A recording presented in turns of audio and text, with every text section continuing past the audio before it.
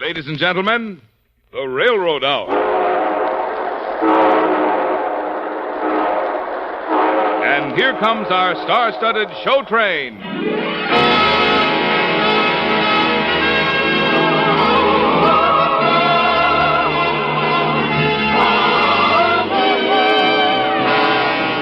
Tonight, the Association of American Railroads presents a new American operetta, Night Music, starring Gordon MacRae and his charming guest, Dorothy Warren Show.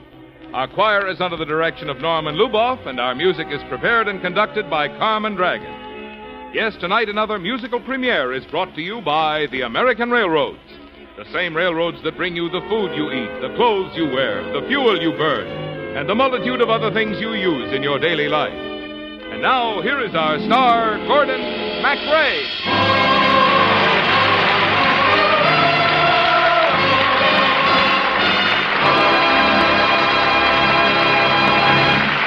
Thank you, Marvin Miller. And good evening, ladies and gentlemen. Our story tonight is based on the words and the romance of one of the best-loved of American poets, Henry Wadsworth Longfellow. Night Music.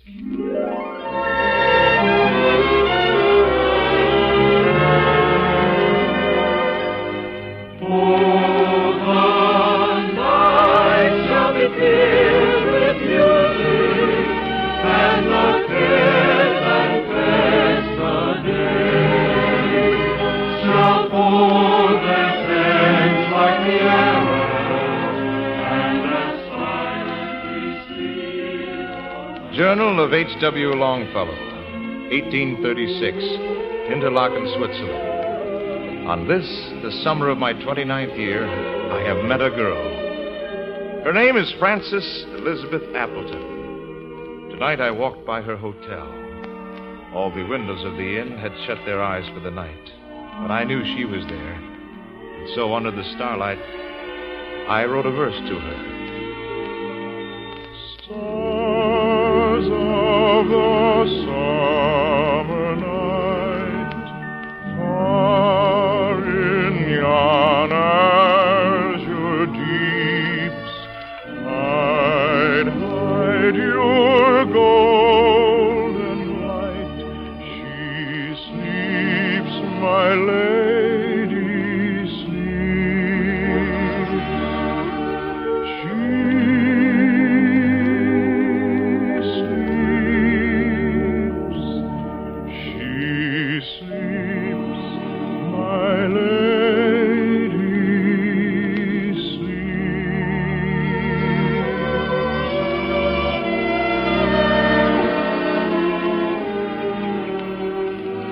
The next day, in the sunny silence of Interlaken, we walked together. So, you're a poet, Mr. Longfellow. Well, yes, Miss Frances, as a hobby, you might say. Oh, I love poetry, particularly Coleridge. He tells such good stories. Stories? Oh, everybody loves stories, Mr. Longfellow. Why don't you tell me one? Well, I don't quite know how to begin. What sort of stories? Oh, old stories. They're the best ones. The tales that to me were so dear, long, long ago, long, long ago. Sing me the songs I delighted to hear, long, long ago, long ago. Now you are come, all my grief is removed. Let me forget that so long you have roamed. Let me believe that you loved as you loved long, long ago, long ago. All right, Miss Frances, a story. Once upon a time. Now, where do I go from there? Oh, I want a beautiful story. It shouldn't be difficult telling you a beautiful story, Miss Frances. I know. I'll tell you about a tree that I love. A tree? Its branches stretch across Brattle Street in my leafy, blossoming village of Cambridge. I've begun a poem about that tree and about the man who works under its cool green shade. It begins, under a spreading chestnut tree, the village smithy stands. Smith, a mighty...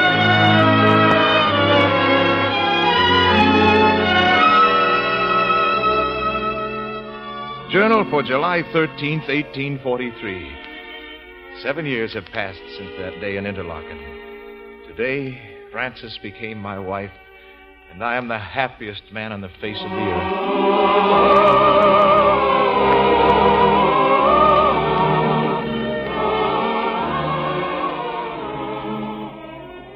Frances and I live in Craigie House in Cambridge, the village that is a fringe to Harvard Square. Each day I tip my hat to my favorite chestnut tree. Each evening I tuck my daughters into bed, and by candlelight I greet the lovely night. Well, let me read to you, Henry. Well, it'd be very nice, my love. Now, close your eyes. There's something I want you to hear. Good. Something light and frivolous. No. Now, listen. Tell me not in mournful numbers, life is but an empty dream. Where did you get that? This is the Knickerbocker Magazine for October 1838. A Psalm of Life, author, anonymous. Oh? Well, I suppose it was written by somebody we know? Yes, and his name is Henry Longfellow. Why have you hidden it, Henry? Well, it's a voice from my inmost heart, Frances. Besides, I never thought too much of it. It's just a little verse. A little verse? Oh, like a little diamond or a little child. Oh, my beloved, it sings. The words sing. Tell me not in mournful numbers, life is but an empty dream. For the soul is dead that slumbers, and things are not what they seem. Life is real, life is earnest, and the grave is not its goal. Dust thou to dust returnest was not spoken of the soul. Not enjoyment and not sorrow is our destined end or way. But to act that each tomorrow finds us farther than today. Art is long, and time is fleeting, and our hearts, though stout and brave, still, like muffled drums, are beating funeral marches to the grave. Field of battle, in the bivouac of life, be not like dove-driven cattle, be a hero in the strife.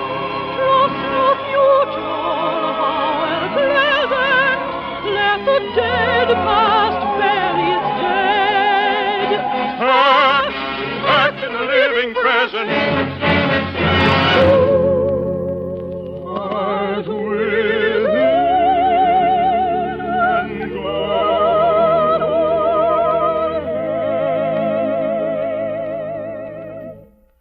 Lives of great men all remind us we can make our lives sublime, and departing leave behind us footprints on the sands of time. Footprints that perhaps another, sailing o'er life's solemn main, a forlorn and shipwrecked brother, seeing shall take part again. Let us then be up and doing with our heart for any fate. Still achieving, still pursuing, and to labor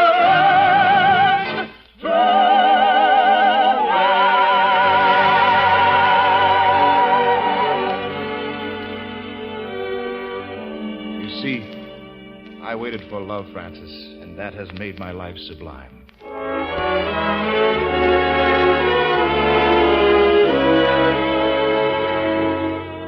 Journal of H.W.L., Tuesday, the 9th day of July, 1861. I sat in my study.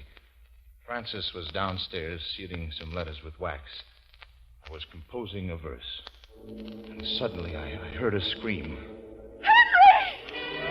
I rushed downstairs. A match had fallen unnoticed from her hand. It caught on her frail dress. My Francis was enveloped in fire. I tried to smother the flames with a rug. Her face twisted in agony. The flames died out, but she fell to the floor.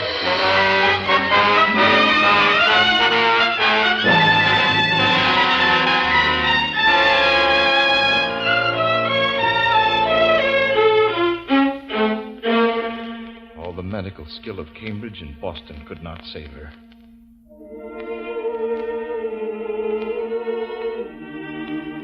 And so I sit, staring into the night.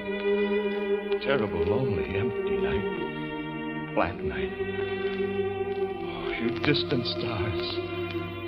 Hide, hide your golden light. She sleeps, my lady sleeps.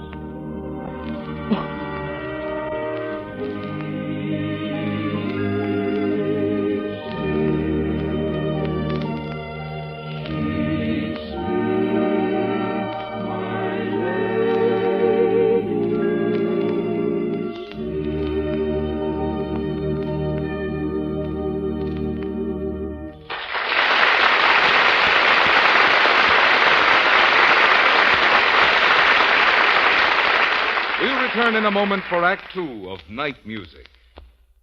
It's hard to realize that about half the history of railroads in the United States could have been covered in the working lifetime of one man. And trade movements are guided these days by automatic electric signals, which tells the engineer what is ahead. Then there is centralized traffic control, so that one man can direct the movements of trains over maybe 200 or 300 miles of track by simply throwing the switches and setting the signals which control the movement. To supplement these signals, there are train telephones, so that the conductor and the engine man may talk to each other, or they may talk to the man in the signal tower or station. Yes, railroad has come a long ways in my working lifetime. But when I started, we never dreamed that we would live to see such things as air-conditioned passenger cars, clean and comfortable in the summer, as well as in the winter, and streamlined trains. In those days, the railroads had just brought about the use of standard time zones all over the country, and had just achieved standard gauge of track. And, of course, Mr. Haycock, that made it possible for the cars of any railroad to run on the tracks of any other. You know, I wonder how many people ever stop to think what that means. Not just to the railroads, but to you and me and all the rest of us. To be able to make through shipments all over the American continent, anywhere the railroads go. Thank you, Mr. Haycock, for this glimpse of the changes in railroading in your lifetime. With all these changes and improvements, and with the others that certainly will be made in the future, the fundamental idea of trains of cars pulled by locomotives and running on rails will remain. For there is nothing like railroads which can do so well and so economically the big, basic job of transportation, which this country of ours needs to stay healthy and strong.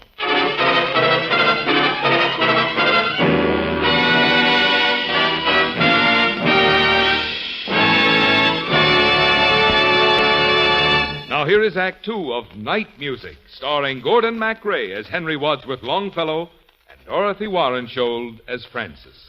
Oh, the night shall be filled with music, and the cares and rest the day. Journal of H.W.L. No date. Any date. For 18 years, I was a happy man. Now I am emptiness. How can I live any longer? How can I walk the stairs of Craigie House? How can I sit here and write? Hey? Father? Oh, who is it? Alice? Allegra? It's Gita. Father. May I come in? No, child. Go away. I'll see you tomorrow. Probably tomorrow. Yes, Father. What am I going to do? Francis, I am nothingness. Not a father, not a poet, not even a human being.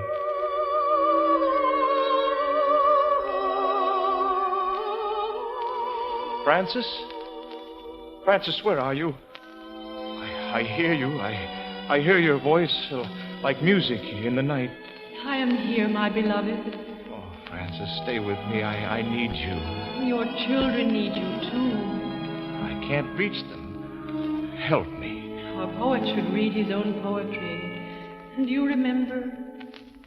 Let us then be open to doing with a heart for any fate, still achieving, still pursuing. Learn to live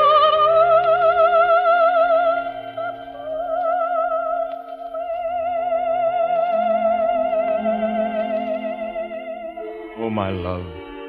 It is our children who are important, and all the children of the world, Henry. I'll remember. I'll try if you'll help me. If you'll come to visit me like this and be my inspiration. Every night, my beloved.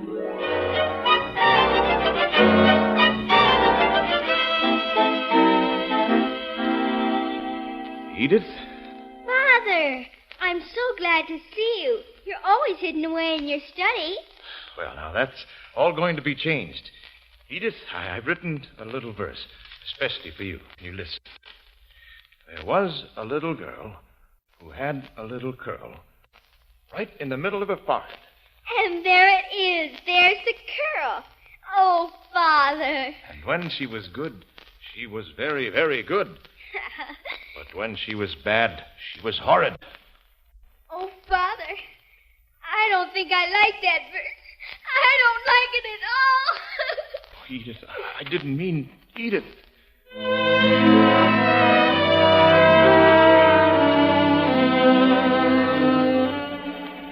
Francis, I've failed.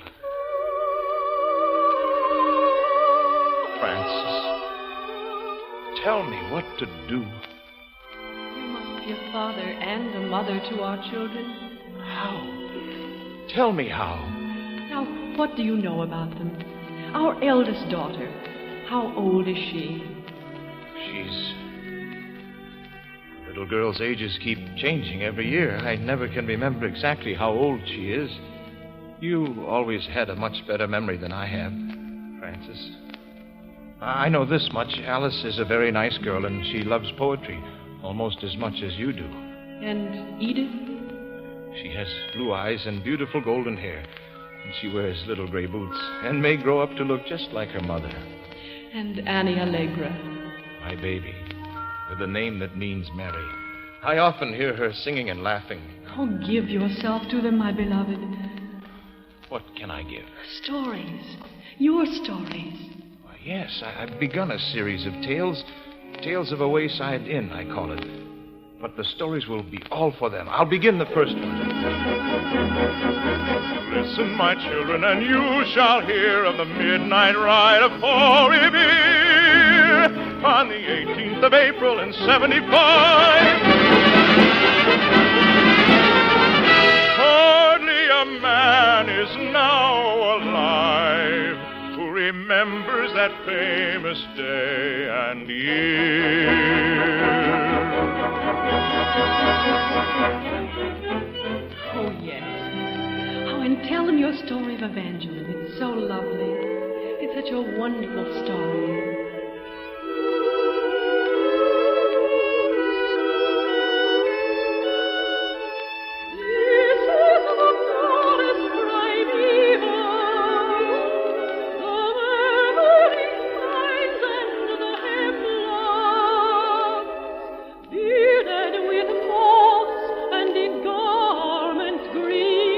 Indistinct in the twilight stand, like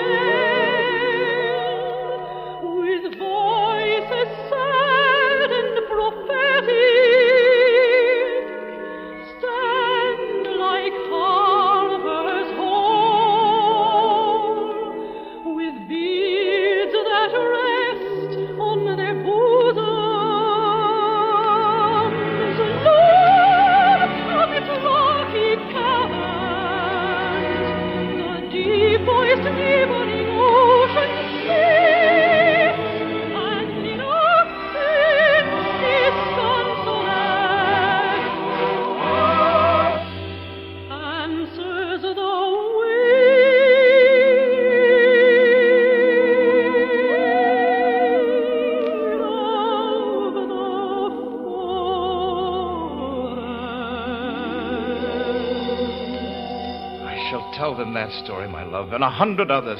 Oh, tell them about your boyhood, Henry. You wrote such a lovely poem about it. Of a beautiful country seated by the sea. Often in thought go up and down the pleasant streets of that dear old town, and my youth comes back to me. And a verse of a Lapland song is haunting my memory still. A boy's will is the wind, and the thoughts of you are long, long gone.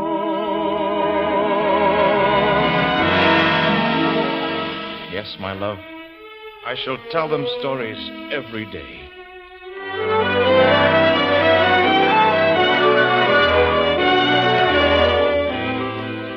Father, Yes, Edith? thank you from all of us for this hour we spend with you every day. Well, you know, Edith, it's my favorite time, too. Mr. Dickens called it the mongrel hour, half day and half night. But I think I have a better name for it. Between the dark and the daylight, when the night is beginning to lower, comes a pause in the day's occupations that is known as the children's hour.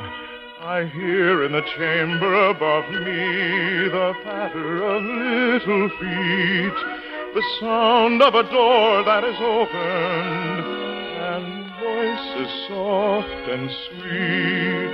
From my study I see in the lamplight, descending the broad hall stair, grave Alice and laughing Allegra, and Edith with golden hair. A whisper, and then a silence, yet I know by their merry eyes they are plotting and planning together to take me by surprise.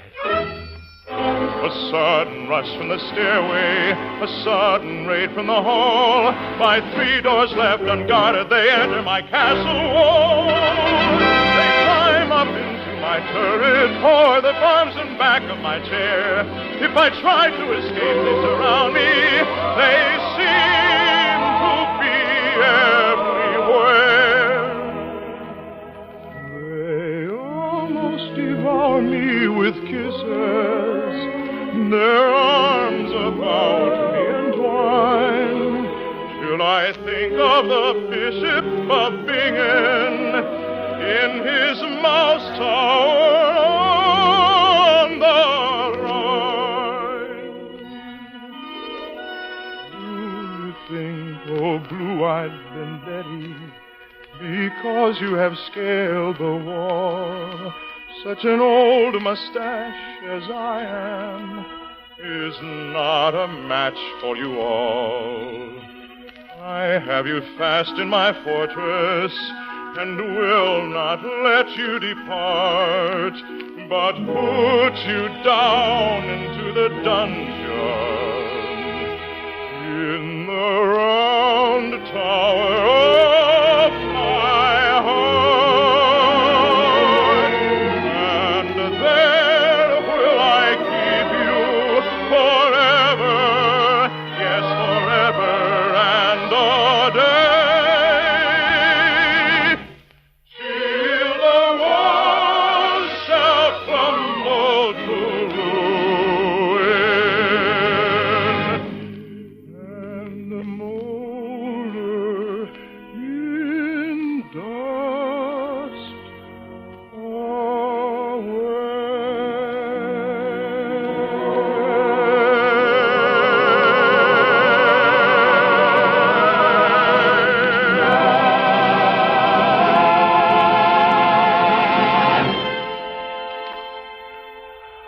Francis. Oh, my love, it is good. Spring arrived today quite suddenly, bursting upon the world as a child bursts into a room with a laugh and a shout, and hands full of flowers. And you are with me always, not only at starlight time. Of course I am with you, Henry. Have I told you about our chestnut tree? Yes, I know. I counted the tears in your eyes. Why did they have to cut it down, I said. Is it so important to widen Brattle Street? But then I sighed and said goodbye to our tree. Today they came here, the children of Cambridge, and brought me this chair, this throne I sit in. It's made from the wood of our chestnut tree. And do you know what they said, Francis? Yes, my love. I heard them. Thank you, Mr. Longfellow, they said, for giving us stories to read and songs to sing. Oh, my beloved.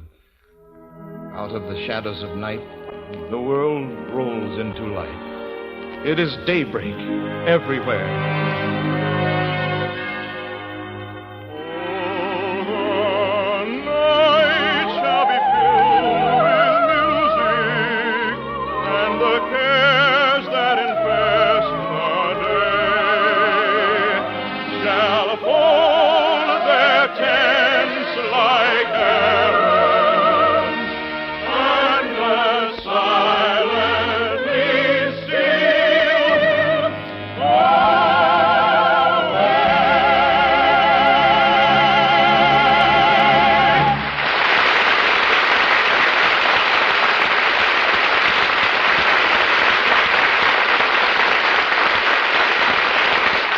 Thank you, ladies and gentlemen. And our thanks to Dorothy Warrenshold, Isa Ashdown, and to our entire company. Night music, based on the works of Longfellow, with special music composed by Carmen Dragon, was written for the Railroad Hour by Lawrence and Lee. The Railroad Hour is brought to you each week at this same time by the American Railroads. All aboard! Well, dear friends, it looks as though we're ready to pull out. So until next Monday night, and our musical version of the £1 Million Banknote, on behalf of the other members of the cast and of the American Railroads, this is your friend Gordon MacRae saying goodbye.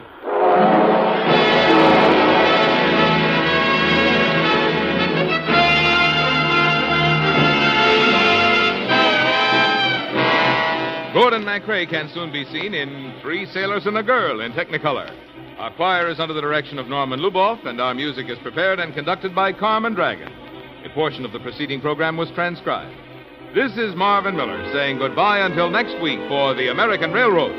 Now stay tuned for your Monday night of music on NBC.